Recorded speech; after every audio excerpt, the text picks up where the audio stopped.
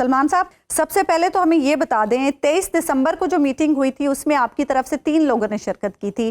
کیا کل جو میٹنگ ہونے جا رہی ہے اس میں مذاکراتی کمیٹی کے تمام لوگ شرکت کریں گے؟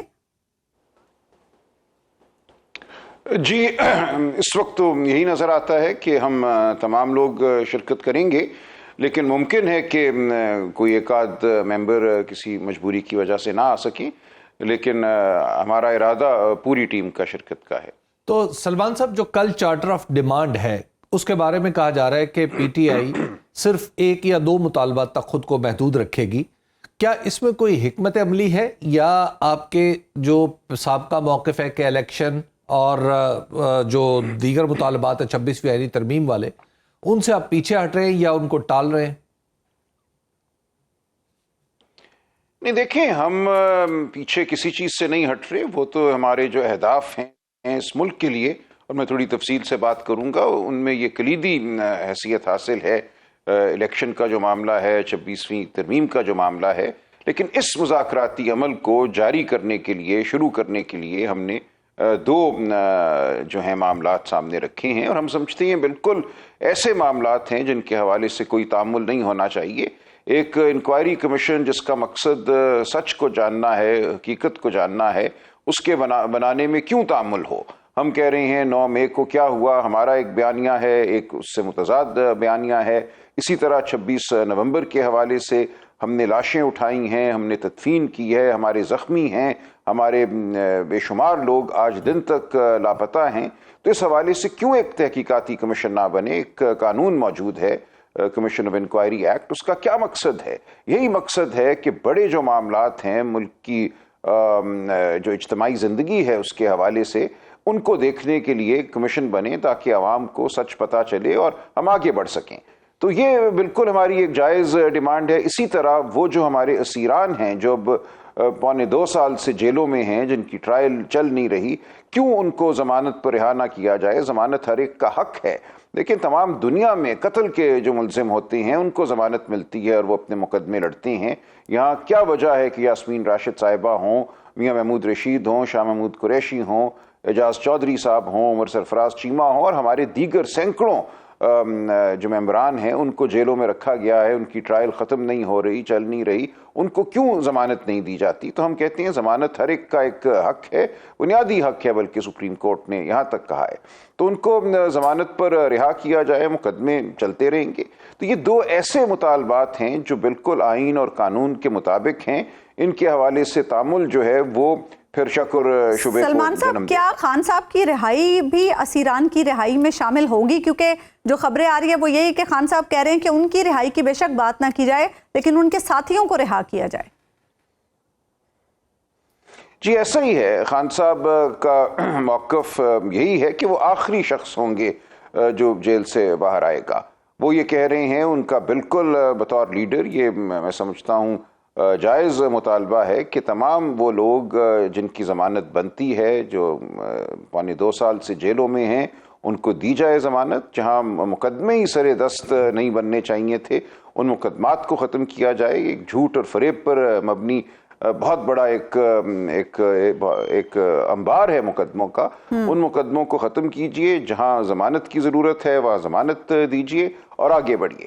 سلمان اکرم بلال صاحب، آپ خود بھی لوئر ہیں اور آپ نے اپنے جتنے بھی دونوں مطالبے جو رکھے ہیں وہ بالکل قانون کے دائرے کے اندر ہے. ایک کے لیے آپ نے قانون نوٹ کروا دیا کہ فلاں قانون ہے، اور دوسرا ضمانت ہے. ایک وکیل ہونے کے ناطے آپ کو اس طرح کے مسائل کا سامنا کرنا پڑتا ہے. ایٹ دا سیم ٹائم خالصتاً سادہ سے معصومانہ مطالبے اگر یہ دیکھیں تو ایسا لگتا ہے کہ کوئی پرابلم ہی نہیں ہے. اس کے لیے اتنے بڑے مذاکرات ہو رہے ہیں تو اس کا مطلب یہ ہے کہ اب آپ کو بھی پھر ان کے عوض کچھ دینا پڑے گا. دیکھیں، مذاکرات صرف ان مطالبات کے لیے تو نہیں ہو رہے نا. مذاکرات تو ہم کر رہے ہیں اس ملک میں آئندہ جمہوریت کی بقا کے لیے. آپ جانتے ہیں 8 فروری کو کیا ہوا، 8 فروری 2024 کے الیکشن کے دن کے بعد. اگر یہ اب آئندہ ہمارے ہر الیکشن کے ساتھ ہونا ہے، اور مجھے یہی خوف ہے کہ جو کچھ 8 اور 9 فروری کی رات ہوا یہ کیوں اگلے الیکشن میں بھی نہ ہوگا، 2028 میں ہو، 29 میں ہو، جب بھی اگلا الیکشن ہونا ہے. اس دن ہم نے ایک ایسی ایک جابرانہ حکمت عملی دیکھی جس نے شرم کے، قانون کے، آئین کے ہر بند کو تباہ کیا۔ اب اگر الیکشن اس ملک میں اسی طرح ہونے ہیں تو پھر اس ملک میں آئین، قانون، انتخابات، جمہوریت صرف ایک ڈھکوسلا بن جائیں گے۔ تو ہمارا بڑا مقصد، بڑا نصب العین یہ ہے کہ اس ملک میں عوام کی جو آواز ہے اس کو سنائے جانے کا جو ذریعہ ہے، جو کہ انتخابات، لیکن یہ نصب العین کاغذ پہ آن دا ٹیبل نظر نہیں آ رہا۔ یہ نصب العین تو درست ہے اور شاید پاکستان کے ہر شخص کا ہے۔ دیکھیں ہم نے تو مذاکرات بہت فراخ دلی سے شروع کیے ہیں، 2 مطالبات رکھے ہیں، لیکن اس کے بعد میں سمجھتا ہوں اس ملک کی جو سیاسی قوتیں ہیں، جو کوئی بھی محب وطن ہے، جمہوریت سے لگاؤ رکھتا ہے، بنیادی حقوق سے لگاؤ رکھتا ہے، وہ ان تمام باتوں میں ہمارا ہم نوا بنے گا، بننا چاہیے۔ یہ جو سیاسی سپیس ہے یہ صرف پی ٹی آئی کے لیے ختم نہیں ہوئی، یہ اس ملک کی تمام سیاسی جماعتوں کے لیے ختم ہو گئی ہے، تمام بنیادی حقوق کے چاہنے والوں کے لیے ختم ہو چکی ہے۔ راج صاحب، ایک یہ بات بھی کی جا رہی ہے کہ یہ جو مذاکرات ہو رہے ہیں دراصل 2 حصوں میں ہیں۔ ایک وہ ہے جو سکرین کے سامنے ہے اور آپ اس کے ممبر ہیں، اور دوسرے وہ ہیں جو سکرین کے کہیں پیچھے ہیں اور پتہ نہیں اس کا کون کون ممبر ہے۔ دیکھیں اگر ایسی کوئی صورتحال ہے تو اس کو ایسے ہی پھر رہنا ہوگا۔ ہم تو وہی بات کریں گے جو آئین قانون کے مطابق ہے، ایک باضابطہ عمل ہے جس کا میں اس وقت ممبر ہوں، تو وہ بات تو میں کروں گا۔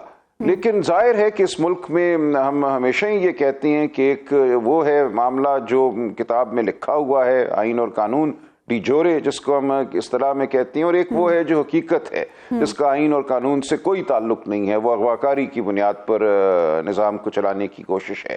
تو وہ ایک عمل ہے، لیکن جو طاقت ہے اور جو آئین اور قانون ہے دونوں میں ایک باہمی رشتہ ہونا چاہیے، رہتا ہے، اور ہم کوشش یہی کریں گے کہ طاقت کو ہم قانون اور آئین کے تابع کریں۔ اچھا سلمان صاحب، 6 جنوری کو 190 ملین پاؤنڈ کیس کا بھی فیصلہ آنا ہے، اور آپ کی پارٹی کے کچھ لوگوں کو بھی یہ لگتا ہے، خود علیمہ خان صاحبہ بھی یہ کہہ چکی ہیں کہ انہیں خدشہ ہے کہ سزا ہو جائے گی خان صاحب کو، تو ایسی صورتحال کا مذاکرات پر تو اچھا اثر نہیں پڑے گا؟ نہیں، کوئی فرق نہیں پڑے گا۔ دیکھیں یہ مقدمے تو ہم بھگت ہی رہے ہیں نا۔ یہ کیا مقدمہ ہے جس میں سرکار کو ایک پیسے کا نقصان نہیں ہوا، عمران خان صاحب یا بشرا بیگم کو ایک پیسے کا فائدہ نہیں ہوا؟ یہ تمام بات اب ریکارڈ پہ آ چکی ہے۔ وہ پیسہ جو پاکستان آنے کا کوئی امکان ہی نہیں تھا، برطانیہ میں آپ برسا لڑتے رہتے تو آپ کو نہ ملتا، وہ پیسہ پاکستان آیا، ایک ایسے اکاؤنٹ میں تھا جہاں سے ایک لمحے میں اس کو حکومت پاکستان کو منتقل کیا جا سکتا تھا اور کر دیا گیا۔ تو یہ مقدمہ تو کچھ بھی نہیں ہے، اسی طرح کا مقدمہ ہے جیسے سائفر کا تھا یا عدت کا تھا، سب میں سزائیں ہوئیں اور اس کے بعد کیا ہوا وہ ہمارے سامنے ہے۔ تو یہ میری نظر میں کوئی بڑا معاملہ نہیں ہوگا اگر خان صاحب کو سزا ہوتی ہے۔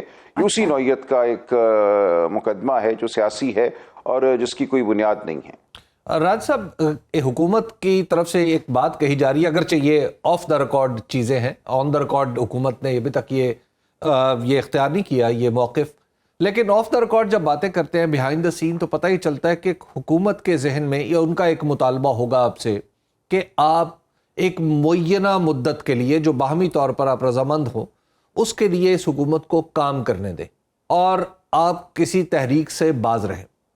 کیا اس طرح کی امکانات آپ کو نظر آ رہے ہیں سامنے کہ اس کمیٹی میں یہ بات بھی ڈسکس ہوگی؟